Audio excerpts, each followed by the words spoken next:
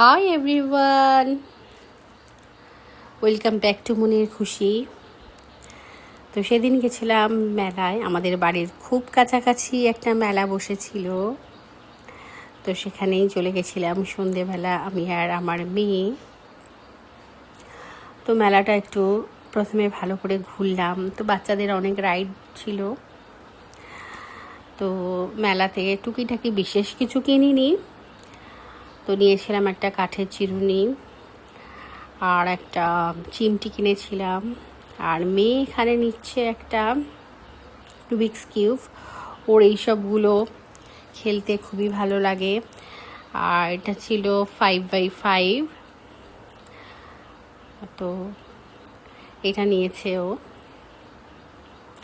তো তারপর আমরা যথারীতি ভালো করে মেলাটা ঘুরলাম, একটু টুকিটাকি কিছু খেলাম।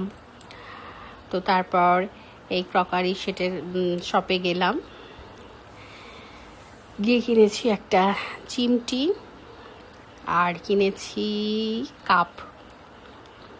তো এই কাপগুলো তো দেখতে ভীষণই ভালো লাগে, মানে দেখলেই কিনতে ইচ্ছা করে। তারপর আবার একটু আইসক্রিম খেলাম। তারপরে যেটা বিশেষ ভালো লেগেছে সেটা হচ্ছে আমি আর মেয়ে একটা রাইডে উঠেছিলাম। তো মানে এটা ইচ্ছা ছিল না, মেয়ে বলল চলো মা, তো সাথে সাথে বলার সাথে সাথেই গেছিলাম। তো এই দেখুন বাচ্চারা ভীষণ মজা করছে, দেখলেই ছোটোবেলার কথা মনে পড়ে যায় আমাদের। তো যাই হোক, তারপর টিকিটটা কেটে আমরা রাইডে উঠেছি। এই যে টিকিট কাটছি আমি। তো এটা প্রথমে ভেবেছিলাম ভীষণ ভয় করবে, কিন্তু তা নয়। তো মেয়ে বললো চলো মা সামনের দিকে বসি, বেশ ভালো লাগবে। তো যথারীতি সামনের দিকে বসেছি।